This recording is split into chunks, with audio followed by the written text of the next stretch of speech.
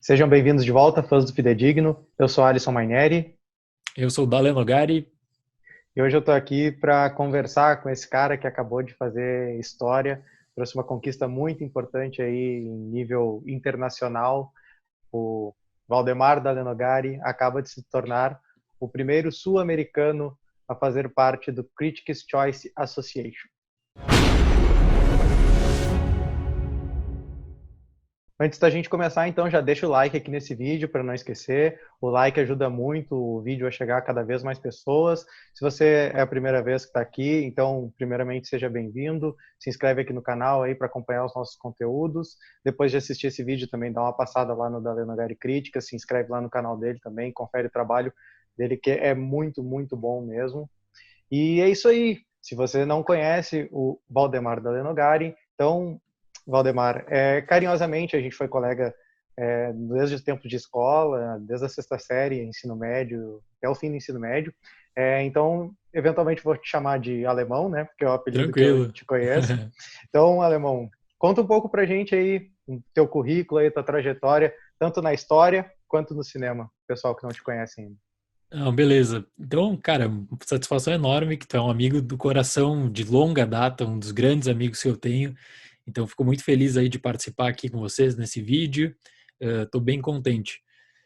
Bom, vamos lá. Então, toda a minha formação acadêmica é na área de história, graduação, o mestrado e o meu doutorado. Quando eu comecei o mestrado na área de história, aí eu já comecei também a puxar para trabalhos acadêmicos no campo do cinema, que foi algo que eu sempre me interessei. Desde tempo de escola, eu focava boa parte do meu tempo para assistir filmes, tentar ler muito sobre filmes, e aí depois que eu terminei a faculdade de História, eu pensei, não, eu vou continuar com algum tipo de estudo, alguma pós-graduação específica no tema. Então, eu fiz o meu mestrado em História, depois eu fiz o meu doutorado em História. Eu já tinha o hábito de escrever muito sobre filmes, então eu tinha o meu blog, tinha o meu site, eu escrevia artigos acadêmicos, escrevo também, né, artigos acadêmicos, eu fiz algumas compilações de crítica que eu publiquei e eu tô hoje focando nessas duas áreas. Então, eu atuo como professor e pesquisador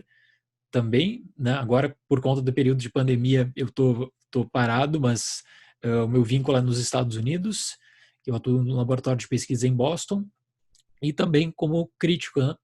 Tenho o meu site, eu tenho o meu canal no YouTube, como tu falou, que eu tô dando muita atenção agora, eu tô basicamente focando mais no canal mesmo, que eu tô tentando compartilhar aí, eu falo sobre tudo. Crítica de filmes novos, crítica de filmes antigos, análise da temporada de premiações, mas eu botei um foco assim específico que é de filmes, que é de cinema, que é o que eu me sinto confortável, que eu me sinto bem, sabe? Tem muita gente que chega no canal, nas lives, e pergunta, e sobre a série X, não vai falar sobre a série X? E eu sempre respondo da mesma forma. O meu foco sempre foi o cinema e o que eu tinha grande vontade é de criar um canal, de criar um espaço, por menor que seja, mas para conseguir dividir um pouquinho de toda essa questão dos filmes que demoram para chegar no Brasil, que não são lançados, ou da temporada de premiações, ou caminhar para o Oscar. Então, estou bem contente, assim, estou bem contente. E eu acho que esse reconhecimento do Critics foi muito legal, sabe? Porque é um trabalho que eu estou desenvolvendo, é aquele trabalho, assim, que a gente sabe que pro cinema especificamente a gente tem um nicho. O cinema, até eu falo às vezes, tem questões que nós estamos dentro de uma bolha cinéfila, em determinados casos, que quando a gente sai dessa bolha a gente vê uma outra realidade, mas é muito legal, fiquei bem contente mesmo. Cara, e até foi legal tu trazer assim um pouco do passado, né, para o pessoal saber que não é uma coisa que aconteceu por acaso, né? Tu tem uma grande trajetória aí acompanhando cinema. E a gente cresceu no tempo do colégio, era MySpace, era Orkut, tinha esse senso de comunidade. Isso é uma coisa que eu percebo assim no teu trabalho, né? Essa característica de ser uma conversação, né? Tu realmente traz para o diálogo, tu expõe teu ponto de vista, mas tu abre para conversas, tu faz uma live todos os sábados, né, com o pessoal para Isso. debater, trazendo notícias também. Então esse caráter de comunidade aí que a gente vivenciou muito, principalmente no Orkut, né, eu vejo que está muito no teu trabalho. E aproveitando assim pro passado, assim, para como tu começou a lidar com o cinema, eu lembro que quando a gente estava no ensino médio, tu falou um negócio muito interessante, de fato, assim, tu que norteava, assim, os filmes que eu assistia na época, assim, eu ia muito pela tua indicação. E tu falou que tentava assistir sempre 4 filmes por dia, é verdade isso aí? É, eu sempre tentei focar, especialmente nos anos finais ali do sétima, oitava série, basicamente, que eu comecei a ir atrás dos filmes e e tem sempre aquela lista clássicos que você não pode deixar de assistir e tal. Então eu comecei por essas listas pequenas assim para tentar. Eu sempre fui, por exemplo, eu sempre fui um fã do Chaplin por uma história muito curiosa. A minha avó, ela ia no centro de Porto Alegre, que é nossa cidade, onde a gente estudou tudo, né? E aí tinha uma banca que vendia os VHS clássicos assim. VHS e depois começou a vender DVD também. Então ela fez toda a coleção do Chaplin para mim quando eu era criança ainda. Então quando eu era criança, eu tava assistindo Chaplin e eu curtia pra caramba. Depois aí ao longo especialmente no final do ensino fundamental, sétima, oitava série, começo do ensino médio. Aí eu decidi focar bastante em cinema. Todo o tempo livre que eu tinha, na realidade, eu usava um pouquinho para videogame, um pouco para a maioria do tempo para cinema. Na verdade, né? Futebol era futebol, videogame, mas o grande hobby que eu tinha era cinema. Então tinha situações assim, vai um sábado, um domingo, uns 4 filmes, e ia tranquilamente, eu falo. Hoje, hoje eu vou falar, são outros tempos, hoje eu não, tirando algum festival, eu tento não assistir 4 filmes, porque eu já noto que cai bastante a qualidade da apreciação, sabe? Então, tirando algum momento de algum festival, assim, de que tu tem que ver o filme, porque senão tu vai perder a chance, e aí esses tempos, agora tinha um festival de Toronto online, que, claro, não é festival físico, não é um festival tradicional, mas tinha também o cronograma, tu tinha que assistir o filme em determinado horário, senão tu perdeu a chance. Aí eu me organizei, eu separei uma semana para correr atrás e para, se tivesse que assistir 4, 5 filmes, tinha que assistir. Então, foi uma coisa assim, de fato, desde a adolescência, é um hábito que eu tinha, e aí fui moldando. Hoje eu já prefiro não assistir 4 filmes, se for o caso. 3, acho muito já, mas é verdade. E como é que ficou esse hábito aí, tanto no teu período de mestrado, de doutorado e de começo do canal mesmo? Tu seguiu assim com os 4 ou realmente ali já tinha sido moldado Não, para não tem, menos? impossível. Impossível, impossível. Para meio acadêmico, eu sempre falo assim, ó, para meio acadêmico é um trabalho que tu faz que é de pesquisa, no meu caso, né, na área da história, é pesquisa, um trabalho de laboratório, de procurar fontes, de debate com professores, e aí fora isso tem as obrigações, que é dar aula, palestra, todo esse trabalho que tem que ser desenvolvido. Então, o meu foco tá sempre assim, ó, em ver um filme por dia. Ver um filme por dia. Eu tenho um negócio que é um costume que eu adquiri há muito tempo, que eu acordo muito cedo. Então, geralmente eu acordo, eu começo meu dia com um filme e depois eu continuo. Eu vou para o trabalho, faço meu trabalho, faço o que eu tenho que fazer. Depois, na parte final da noite, eu deixo para gravar o vídeo do outro dia. Então, tento seguir mais ou menos esse cronograma e dá super certo. Então, geralmente, um filme por dia, isso na parte do mestrado, na parte do doutorado. Eu acabei o doutorado agora em março, então tá tranquilo, só que aí da mesma forma que ficou tranquilo, veio a pandemia também, né? Então veio a pandemia e aí mudou totalmente a rotina. Agora, para ter uma outra rotina de trabalho, de questão de arquivo, porque as universidades são fechadas, os centros de pesquisa estão fechados, eu acho que só com a vacina mesmo, mas aí por enquanto, que eu tô com mais tempo livre, que eu tô fazendo a maior parte do trabalho online que eu tenho, né? Aí eu tento assistir 1 ou 2 filmes por dia quando é possível, produzir as críticas. A questão agora, a partir desse mês, basicamente, a partir do mês de novembro, entre novembro e dezembro, tem muito filme para a próxima temporada de premiações, né? Então eu foco muito a minha atenção nisso.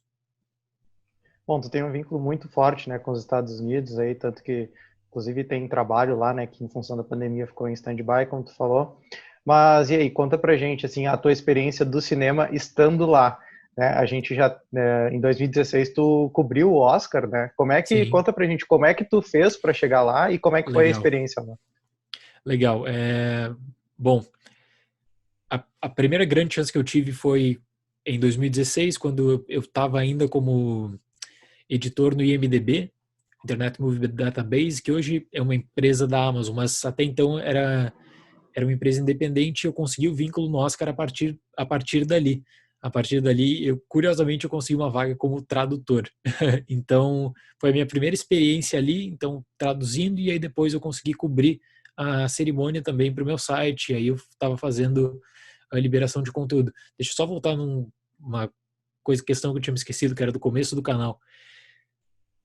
No período do meu mestrado, do meu doutorado, eu pensei muito em criar um canal e tentar partilhar mais opiniões no YouTube, mas não tem como. Aí eu notei que não tinha como mesmo, então eu estava focando muito na parte escrita, mas eu sempre tive essa vontade de criar um canal no YouTube, porque assim, ó, eu noto que com o YouTube tu tem um alcance muito maior do que tu vai ter, sem dúvida alguma, escrevendo apenas, sabe? Para escrita, para crítica escrita, aí isso a gente poderia entrar em uma discussão enorme. Mas para crítica escrita, tu tem um público, que é um público engajado e tal, mas é um público mais limitado, e até porque é muito fácil tu encontrar conteúdo no YouTube. Todo mundo tem o YouTube no celular, todo mundo assiste algum outro canal. Então, no ano final do meu doutorado, no ano passado, que eu já estava mais tranquilo, que a minha pesquisa estava toda para o final, estava toda encaminhada para o final, né?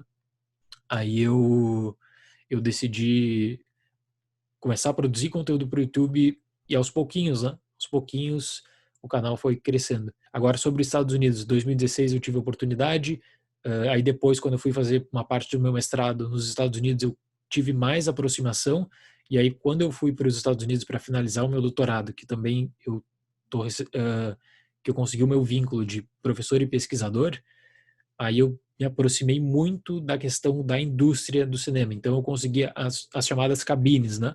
Que a gente chama das cabines. Eu consegui entrar na lista, e aí é um pouco diferente, eu notei que é diferente o método de uma cabine no Brasil, ela é diferente dos Estados Unidos. No Brasil tu tem as listas ali de imprensa e tal, e se tu conhece a pessoa certa para te colocar na lista, a pessoa vai te colocar na lista.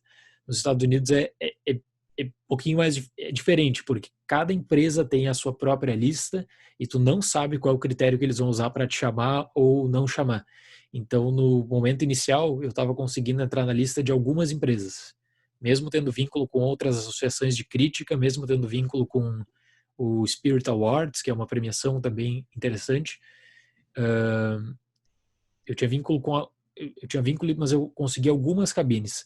Aí agora, desde o final do ano passado, eu consigo cobrir o resto, né? Eu notei que eu conseguia participar desse circuito limitado, então foi muito interessante, porque já era algum indício de reconhecimento também. E o que eu acho legal é o seguinte, que se você produz conteúdo em língua inglesa, isso é mais tranquilo, sabe? É, se você produz em língua espanhola, tem uma abertura também por conta de toda a comunidade nos Estados Unidos. Agora, se você produz um conteúdo que não seja em língua inglesa ou em espanhola, aí começam as dificuldades, né?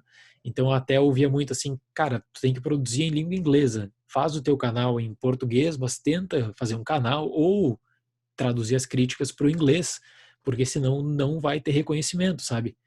E eu tava pensando, eu penso nisso, quem sabe em um projeto paralelo, só que eu precisaria de mais tempo, que eu infelizmente eu não tenho agora. Mas eu queria muito conseguir traduzir as minhas críticas e também colocar em outra língua para apreciação. Mas no final do ano passado, daí a partir de outubro eu consegui, então, cara, eu consegui na Premiere de Joker nos Estados Unidos, que, poxa, era um filme que eu aguardava demais, demais, demais. 1917, Richard Jewell, entre outros, né? Até que chega aí com esse reconhecimento, que eu acho que é um reconhecimento muito legal do próprio Critics. E sobre a experiência no Oscar em si, como é que foi tu estando lá pelo IMDb? Cara, extraordinário, cara, extraordinário. Tu lembra que eu mandava as fotos no grupo? Eu tava assim, eu não acreditava que aquela experiência que eu tava vivendo de tapete vermelho, de ver as pessoas ali passando na minha frente, eu que sou um fãzaço de Oscar, curto muito toda essa questão de temporada de premiações, eu me envolvo bastante, então ter aquela experiência de perto, ver como é que funciona a questão da estrutura, de toda a montagem, do bloqueio das ruas, foi muito legal, foi assim uma experiência que é aquelas coisas inesquecíveis, sabe, que nunca vai sair da memória, porque a gente consome aquele produto pronto no domingo de noite e a gente às vezes não tem em conta a estrutura, o trabalho enorme que é feito, né? E eu consegui ver isso, eu consegui ver desde questões básicas, assim, de organização, de questão de bloqueio policial, de segurança, até essa questão do charme, das pessoas passando ali, alguns dos teus ídolos passando por ali, a questão depois que a gente vai para a sala de conferência, ou sala de imprensa, né, para fazer a cobertura por ali. Então, poxa, foi uma experiência e tanto, é uma das grandes experiências da minha vida, sem dúvida, a cobertura do Oscar.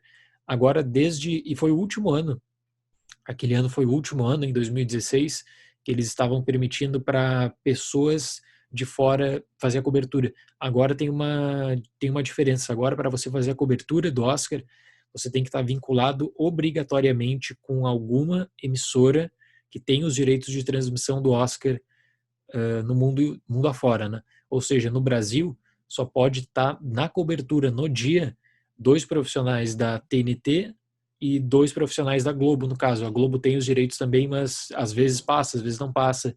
Tem a questão de carnaval, tem a questão, sei lá, de algum outro evento que pode estar rolando, mas eu consegui fazer aquela última cobertura no momento que eu não precisava estar vinculado com a Globo ou com a TNT. A pessoa que hoje ela tem sei lá, qualquer trabalho com cinema, trabalha para um site grande de cinema, produz conteúdo para cinema, ela pode chegar lá, ela pode ir na semana do Oscar, ela pode verificar, tem vários eventos entre a quinta-feira, sexta-feira, o sábado de Oscar ali, só que domingo é reservado. Agora, domingo, até eu não sei qual é a justificativa, talvez segurança, talvez alguma outra coisa que possa ter ocorrido. Agora, domingo fica só reservado mesmo para imprensa oficial, que eles chamam, né? Para quem tem os direitos. E naquela oportunidade, tu chegou a conhecer algum ator, algum diretor, assim, que tu queria muito? Cara, eu sou um fãzaço de Relatos Selvagens, que é um filme argentino, e eu tive a oportunidade de conhecer o Damien Cifrón, que é o diretor. Inclusive, depois de- a gente tem chamado Oscar Week, que é uma série de eventos, né? Então eu fui nesse evento do Oscar Week de filme internacional, conversei com o Damian, aí eu tava falando para ele assim, ó, vou ficar torcendo muito para que tu vença o Oscar. Ele falou, não adianta a torcida porque os caras já votaram, então a torcida não adianta, mas é um cara super acessível. Dos que eu sabia que eram acessíveis assim, eu acho que eu consegui uma foto com o Damian Cifrón, e um autógrafo do Damien Cifrón, que realmente é uma pessoa que eu admiro muito mesmo. Agora, de artistas assim de grande relevância, eu acho que a mais acessível que eu vi foi a Rosamund Pike, porque a Rosamund Pike, tinha falado que eu tinha curtido pra caramba o trabalho dela em Garota Exemplar e tal, ela parou, conversou comigo e eu tenho um autógrafo dela. Agora, os demais, assim, e aí aquela coisa, né? Você vê os artistas passando ali, você tá como profissional, você não pode parar também para ficar bajulando e tal, existe toda uma cartilha que tu tem que seguir. Agora, para a Rosamund Pike, eu estava falando com ela naturalmente, eu falei que eu era um grande fã, até que eu me sentia à vontade para pedir um autógrafo, ela foi super gentil, sabe? Super gentil mesmo. Eu acho que seria o destaque, assim, que eu faria, seria para Rosamund Pike. Ah, legal demais, cara. Legal demais saber essa tua experiência. Cara, pra gente fechar de Oscar, então, antes de ir pro Critics mesmo, conhecer toda essa tua nova realidade, já tem aí, considerando que talvez muita coisa da experiência do Oscar seja remota, né, em função da pandemia, todo o cenário de incerteza, tem alguma expectativa de que haja alguma mudança e tu esteja inserido lá de novo, de alguma forma, ou até mesmo por algum veículo? Para quem não assistiu o vídeo que o alemão anunciou, né, essa incrível novidade, nos comentários tem campanha para a TNT chamar ele lá, cara. Isso daí também é legal demais, né? Mas aí o que tu Verdade, poderia verdade. falar, assim, tem alguma Não, é expectativa? legal. Eu fico muito contente. O pessoal sempre fala, tem que ir para TNT e tal. Eu fico feliz por ver que a comunidade, assim, o pessoal do canal curte o trabalho e gosta do trabalho. Bom, então o que eu tenho de hoje da temporada é que vai ser toda ela remota, então a gente já tem algumas sessões de filmes online, assim, todo o material que eu estou recebendo é tudo online, sabe? E tradicionalmente se você está em Los Angeles, Nova York ou alguma outra cidade do circuito dos Estados Unidos, você recebe os convites para ir nessas sessões, que é o que eu estava fazendo, né? Tem bate-papo com o diretor, bate-papo com o produtor, com o roteirista. Agora mudou um pouquinho. Agora é tudo feito de forma online ali, então você está numa reunião no Zoom mesmo E aí você pode perguntar, se for aberto para pergunta, né? Tu vai ter o teu espaço para perguntar e tal. Então essa vai ser a experiência nessa temporada. É tudo online mesmo. E para o Oscar isso acaba pesando bastante na campanha, né? Na campanha dos filmes, porque eles valorizam muito essa questão de estar prestigiando no cinema, estar conversando com o diretor ali dentro de uma sessão. Agora, sobre o meu trabalho em si, eu sempre recebo, o pessoal sempre pede, teria que estar na TNT, teria que participar em alguma rede de televisão. Eu fico muito feliz, eu nunca recebi nada sobre isso, mas eu falo sempre o seguinte, eu tenho meu canal e eu sempre posso compartilhar no meu canal o que eu quiser, e da temporada de premiações pretendo também acompanhar no meu canal. Esse último ano agora foi legal que eu fiz no dia do Oscar, a transmissão do Oscar, deu super certo, me diverti pra caramba, eu curti muito comentar no canal, deu uma grande audiência, o pessoal tava curtindo também a interação, então foi muito legal. Demais, cara. Legal aí, torcendo aí que tenha, com todas essas mudanças, tu tenha alguma participação, se possível também fora do teu canal, né? Tá aqui tá a tua torcida Legal, como legal. amigo e fã do teu trabalho. Obrigado, meu amigo. Cara, então vamos lá, vamos falar aí dessa novidade que já está garantida, né? Que é a participação da Critics. Então Já tu tá falou lá, já que, tá meu perfil entrou hoje lá, já cara, tá eu vi, até curioso, tu falou também, né, da questão do escrito. Eu vi que eles destacam lá no site realmente os teus textos, né? Eles colocaram o link geral de acervos de todas as suas críticas em texto, né? uhum. E até pegando o gancho assim sobre a minha primeira pergunta nesse sentido. Então, tu falou que a grande barreira, porque nenhum brasileiro, nem sul-americano tinha chegado, né, tinha conquistado essa vaga, era pela questão do idioma mesmo, né? Tem algum outro fator? Tem também que é assim, ó, que eles pedem que tu tenha vínculo nos Estados Unidos já com que tu participe do circuito dos Estados Unidos de lançamentos. Por quê? Porque se você está cobrindo no Brasil, e se você não tem um vínculo, não consegue participar dessas sessões nos Estados Unidos, tu vai ter a seguinte barreira: o lançamento no Brasil vai chegar muito tarde, certo? Você provavelmente não vai conseguir acompanhar, e o Critics ele tem uma outra questão que ele fecha mais cedo as votações, né? Então, ou seja, tu teria que participar do circuito limitado, teria que ir nas sessões, e por isso que eles a priori não abrem para fora dos Estados Unidos. Então esse seria o primeiro ponto. Você tem um vínculo nos Estados Unidos e você está trabalhando no meio por ali. Então, esse seria o primeiro ponto. Eu acho que seria, na realidade, a grande barreira, porque tem poucas pessoas que acabam sendo, sei lá, correspondentes, especialmente da questão de entretenimento nos Estados Unidos. Quando você faz a cobertura, faz no Brasil, porque é muito mais fácil verificar os lançamentos da semana, você está lidando com um público direcionado. Agora, nessa questão, isso que eu tento trazer aqui no canal também de diferente. Eu tento cobrir a temporada de premiações e que seja um lançamento independente pequeno, eu vou cobrir esse lançamento. Eu, assim, ó, eu sou muito feliz de falar que nesses casos, eu não me preocupo com a questão de visualização. Se eu fosse me preocupar, eu falo tranquilo. Se eu fosse me preocupar com a visualização de um vídeo, de um filme independente, eu nem faria. Primeiro, eu nem faria e eu iria para séries que eu acho que é melhor. Então, eu foco muito na experiência do cinema e trazer uma cobertura completa, seja do filme pequeno, aquele filme de grande impacto. Então, esse seria o diferencial. Então, essa a primeira questão, a primeira barreira para o Critics seria esse vínculo nos Estados Unidos, e a segunda grande barreira, a princípio, seria a linguagem mesmo, né? Produção em inglês ou em espanhol.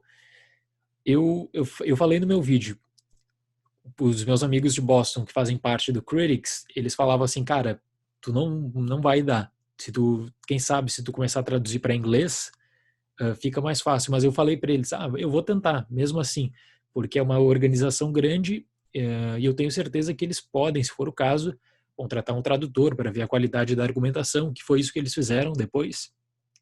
Mas eu não tive medo, sabe?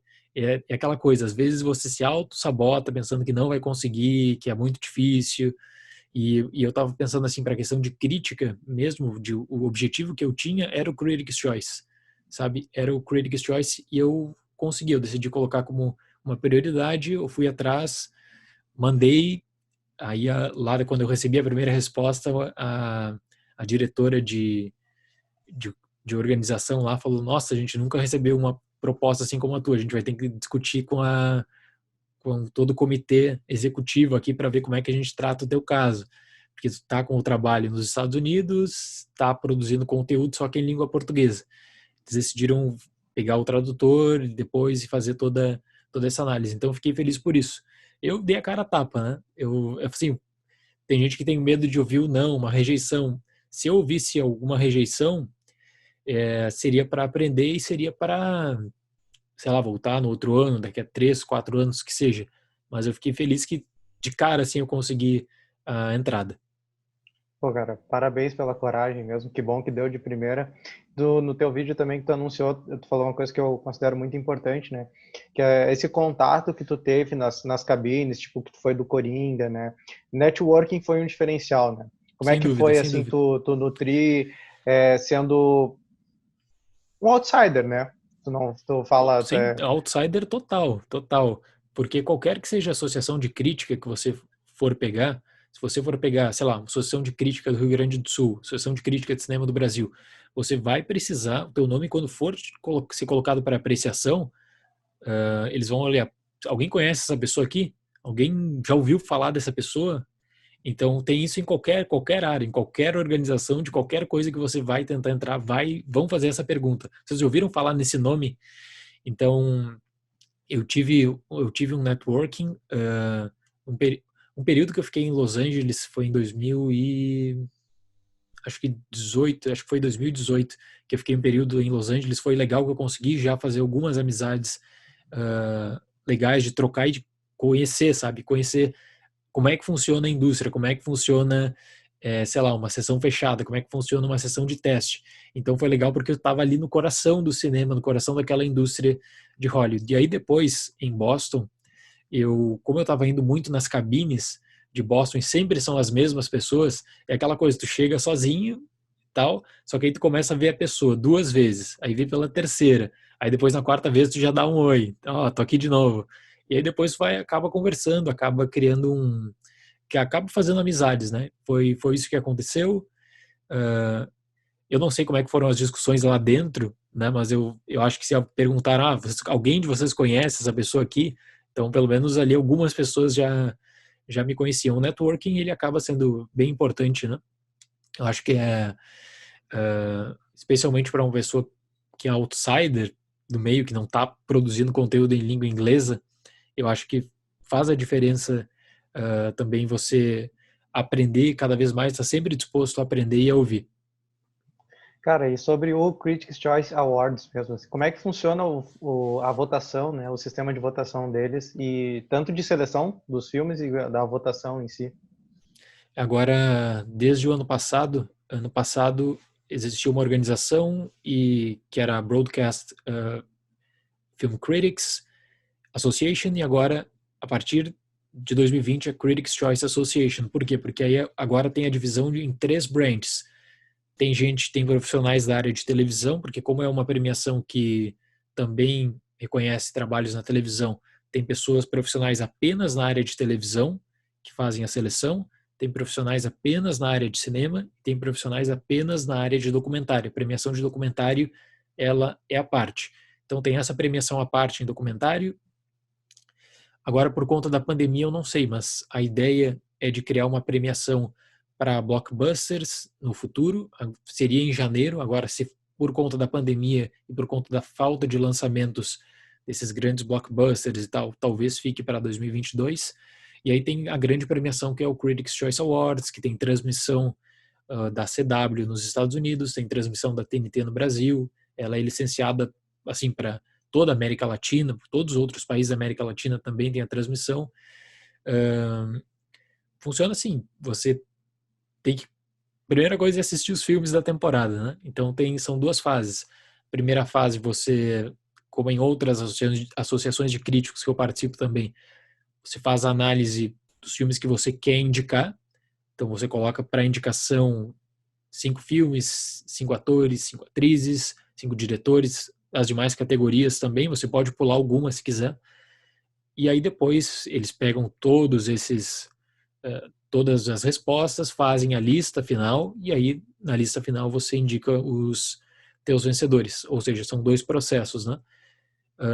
tem a premiação de documentário, já acontece no mês que vem. Como eu entrei agora, eu não vou participar dessa premiação de documentário, porque eu entrei com a bola rolando, então também nem seria ético da minha parte. Mas para o Critics' Choice Awards eu vou pegar toda a temporada, aí eu vou participar de toda a temporada. Tem algumas premiações que a gente não pode nem falar voto, nem abrir voto, nada. Mas no Critics não. No Critics eu posso falar meu voto, eu posso compartilhar minha experiência. Eu pretendo fazer isso no canal durante a temporada, né? Eu tenho ideia mais ou menos de como é que funciona, porque eu também sou membro da Online Film Critics Society, da UFCS, e nós temos também a nossa premiação atual do final do ano, reconhece os trabalhos. Eu já recebi alguns screeners. O que é o screener? É a cópia antecipada do filme, seja em DVD ou seja em link digital.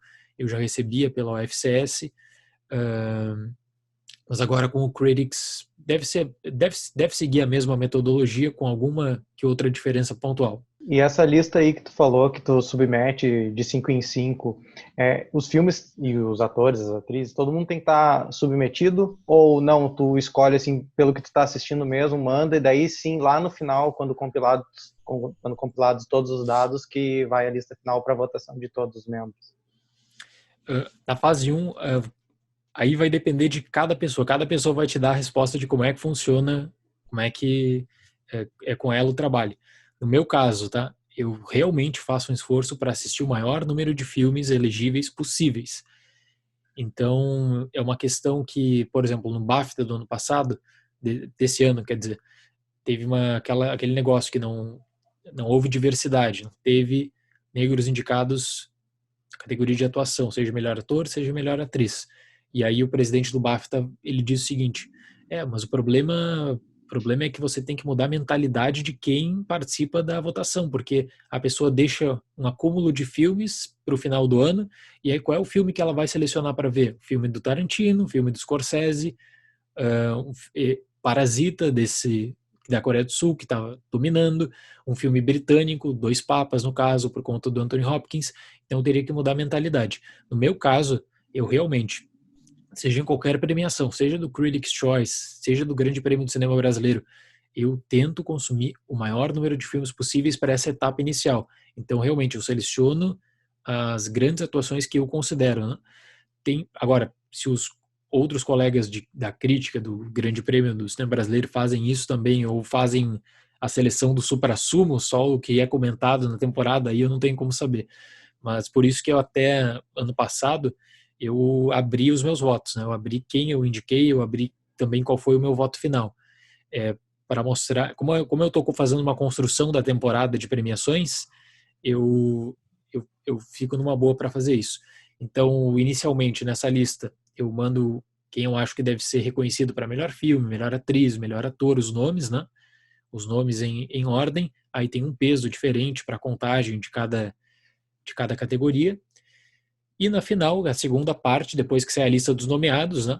Aí na lista dos nomeados, tu faz uma seleção. No caso aí, tu faz uma seleção e essa seleção que pesa. Entendi. E tu falou assim, filmes elegíveis, mas o que tornaria um filme não inelegível, né? No caso do Critics. Tem uma série de regras, né? Tem o lançamento nos Estados Unidos no do período X ao período Y, que aí isso tudo consta nas regras. Questão de filme internacional, por exemplo, um filme brasileiro para entrar para o Critics' Choice, ele tem que ser enviado com antecedência, ele tem que ser inscrito, ele tem que chegar em uma plataforma que você possa consumir o filme, ou seja, um filme legendado no caso, né? Que é o mínimo que se espera. Então, essa seria a lista. Assim, mas na questão de elegibilidade, o filme que vai entrar para o Critics vai ser o mesmo filme que vai constar no Oscar, no Globo de Ouro. Geralmente é a mesma estrutura de elegibilidade, sabe? A data X, a data Y é a mesma. Tanto é que a Academia ampliou o período até o final de fevereiro de 2021 para participar do Oscar, que vai ser em abril, e os sindicatos seguiram, todo mundo teve que seguir isso também.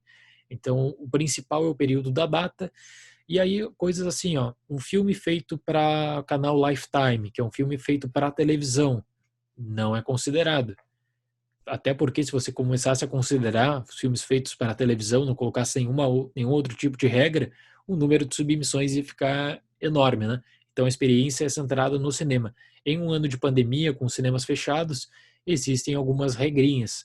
Você pode colocar o seu filme, se chegou numa Netflix, no Amazon Prime da vida, pode. Só que você tem que comprovar que esse filme teria um lançamento limitado nos cinemas também, sabe? Que não é aquele caso do filme que chegou para o Lifetime, foi pensado, sei lá, foi rodado em uma semana e já entrou ali, quer brigar por Oscar. Então isso não ocorre. Tem essas pequenas regras para ditar a premiação. Perfeito, querido. Então, fechando aí de Critics, tu falou que esse era o teu grande objetivo, né? Que bom que tu já conquistou. Agora eu te pergunto, tu já tem uma próxima grande ambição ou tu vai ficar um tempo assim curtindo, que era onde tu queria chegar e no futuro tu vai vendo à medida que novas portas vão surgindo, né? Justamente por causa do teu trabalho diário no YouTube e todo o networking que tu tem. Não, legal. Eu fico sempre eu sempre fico aberto a novas experiências, mas era realmente esse era um objetivo. E o que eu espero assim para o futuro é que eu consiga tocar o canal nessa questão de temporada de premiações, que eu pretendo que vire uma referência para boas discussões, como tu falou anteriormente, né? É isso que eu tento estimular no público, por isso que eu faço as lives, é a discussão. E é o que eu sempre falo, a minha opinião de um filme, de alguma coisa, claro, a crítica é uma experiência subjetiva e ela não é uma ciência, né? Então, essa é uma questão, fica para o espectador, quem está consumindo, tirar sua própria visão, moldar sua própria opinião. Mas o plano agora futuro é conseguir continuar com o canal nessa questão de temporada, de cobertura, que eu acho que está sendo muito legal mesmo. Demais, cara. Todo sucesso para ti. Eu queria aproveitar então para a gente sair um pouco do universo do cinema, mas para responder algo que eu vejo que na tua comunidade o pessoal pergunta muito e tu mesmo já trouxe aqui mais cedo na conversa, que é as questões das séries, né? Então vamos dar esse gostinho aí para o pessoal que acompanha o teu trabalho. Se puder me contar assim, qual foi o último seriado que tu assistiu, pelo menos uma temporada ou se completou e que tu considera assim que foi realmente assim vale ser assistido, que tu gostaria de indicar para o pessoal? Então, assim, ó, mais uma vez, o meu tempo para séries é muito limitado mesmo. O último seriado que eu acompanhei muito de perto, porque eu já tinha um vínculo anterior, é Better Call Saul, por conta de Breaking Bad, que eu considero, assim, extraordinário. A qualidade de Breaking Bad de cada episódio é incrível, é a minha série favorita. Então, por conta desse vínculo, eu fico na obrigação, como fã de Breaking Bad, de acompanhar Better Call Saul também. E eu gosto muito. Eu noto que não tem o mesmo reconhecimento que Breaking Bad, até mesmo em questão de premiações. Aí eu não sou a pessoa mais indicada porque eu não acompanho as demais séries, mas é uma série que, na minha visão, está no mesmo padrão de qualidade, que eu curto demais mesmo. Alemão, então, assim, sei que teu tempo é muito valioso, eu já te agradeço por a gente estar aqui batendo esse papo. Queria te fazer uma última pergunta, que na verdade é pedir que tu dê um conselho, assim, para o pessoal que está se familiarizando justamente com os bastidores do cinema, justamente porque tu traz isso, faz parte do teu método de trabalho, né? Tu faz toda a construção, eu achei bem interessante ter falado isso, é uma construção das indicações que tu faz, de entender todo o cenário de cada uma das competições. Então, assim, para quem tem interesse, está se familiarizando com esse ramo, qual é a dica que tu daria para uma pessoa que tem interesse em futuramente trabalhar profissionalmente na mesma área que tu? Legal. Eu recebo, aliás, é uma boa pergunta porque eu recebo muito ela também. Então, assim, a primeira coisa é sempre estudar, sempre, sabe, fazer leituras, continuar assistindo os filmes, que é a melhor coisa que você pode fazer no caso de cinema. Assistir os filmes, não apenas lançamentos recentes, mas buscar um pouquinho da história do cinema, nem que seja devagarinho. Mas procura um pouquinho sobre a história do cinema e vai consumindo aos poucos. Estudando alguns livros de referências de cinema, algumas boas indicações. Tem no meu canal, eu fiz recentemente um vídeo sobre indicações também de leitura. E assim, é, o começo para todo mundo vai ser devagar. Então você vai, sei lá, criar o teu site pequeno, vai começar a compartilhar teus textos e aí depois tentar um networking. Se o teu caso, sei lá, começa a escrever, se sente bem escrevendo, tem o prazer de escrever, não está escrevendo por pressão, por ter aquele peso, eu tenho que dar certo nisso aqui, senão não sei o que eu vou fazer. E aí isso eu já acho errado. Mas se você curte, se você se dá prazer isso aí, se você realmente acha que pode ter um futuro, eu acho que o primeiro passo seria começar a escrever os seus textos em um blog. Eu falei que no meu caso o YouTube ajudou bastante, assim, para ampliar, né, para conseguir ter um outro público também. Uma coisa é quando você, por exemplo, produz um artigo acadêmico, eu sei que o meu artigo acadêmico, que eu passei um mês escrevendo, ele vai ser consumido, sei lá, por 60, 70 pessoas e que vai virar referência para um, dois, cinco trabalhos. Agora, uma crítica no YouTube, eu consigo atingir mais pessoas, também por isso que eu estou focando mais no canal. E aí depois, um ponto que eu considero que seria interessante, procurar associações de crítica, seja do seu estado, no Rio de Janeiro, em São Paulo, no Rio Grande do Sul, tem as associações de críticas de cada estado. Essas associações, elas acabam te facilitando, dependendo do caso, a entrar nas listas para as cabines, que você consegue assistir o filme antes, né? Você consegue produzir conteúdo antes para o dia do lançamento, e aí depois, quem sabe, pensar em alguma outra organização maior. E a gente tem algumas organizações, seja a nível do Brasil, que seria a Abracine, ou seja a nível internacional. Se você produz críticas online, por exemplo, você pode colocar o seu nome depois de um período, se não me engano, que são de 5 anos, de um trabalho de crítica online com um número mínimo de publicações por ano. Você pode colocar o seu nome para apreciação para a Online Film Critics Society, que eu faço parte, que é o FCS, que, cara, ajuda demais, assim, para você conseguir conteúdo adiantado de cinema.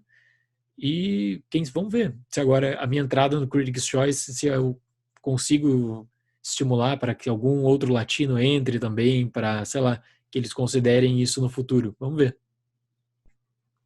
Cara, tu certamente vai, já ajudou, né, a mexer as estruturas lá para o pessoal ver que é possível, talvez realmente, né, se torne protocolar ter tradutores para avaliar o trabalho de outras pessoas. Sem dúvida, tu abriu uma porta muito importante para outras pessoas. Além de sermos amigos e eu admirar o teu trabalho aí, saber da seriedade, da tua dedicação, isso foi outro motivo assim que eu realmente quis conversar contigo, sabe? Porque eu acho que é o começo de uma mudança que pode dar um protagonismo maior para os profissionais, tanto brasileiros quanto da América do Perfeito. Sul, América Latina em geral. E realmente confio que tanto a tua história quanto esses macetes que a gente conversou aqui, que faz parte do conteúdo, do teu conteúdo diário lá no teu canal, também sejam cada vez mais conhecidos, né? Se tornem, digamos, mainstream. Então, foi uma grande motivação, assim, eu te agradeço mais uma vez, assim, para a gente ter esse bate-papo aqui, quase uma hora de bate-papo. Muito, muito obrigado mesmo pela conversa. E te deixo aí um momento final aí para tu conversar com o teu público, né? Deixar um recado aí para o pessoal aqui do Fidedigno que porventura ainda não te conhecia. Então, quem não conhecia, de novo, reforço, terminando esse vídeo aqui, passe lá no Daleno Nagari Crítica, se inscreva no canal e acompanhe os vídeos do Alemão, porque valem muito. Não, quero agradecer. Poxa, é um amigo do coração, então estou muito, muito feliz de participar aqui do vídeo. Como eu falei para ti agora, nesse final, o que eu consegui, assim, de participar das reuniões, agora semana que vem já tem uma primeira reunião para ver como é que funciona e te aproximar, trazer outros profissionais, eu vou tentar, sabe? Eu vou tentar dar o meu melhor para que outras pessoas consigam e tenham essa participação também na associação. Então, só agradecer aí pelo papo, curti muito, espero que tenha ajudado, espero que seja produtivo para as pessoas. Fico muito contente mesmo, meu amigo. E te mandar um abração aí. Obrigado, É o querido. público também, a todos vocês. Obrigado por clicar nesse vídeo, obrigado por acompanhar até aqui. Também agradeço aí para quem assistiu até o final. Se gostou então do nosso bate-papo, deixa o like aqui desse vídeo, se inscreve aqui no Fidedigno se ainda não for inscrito.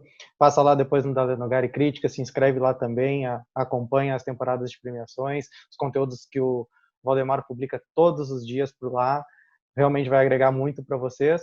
E por hoje é isso, pessoal. Até a próxima e valeu!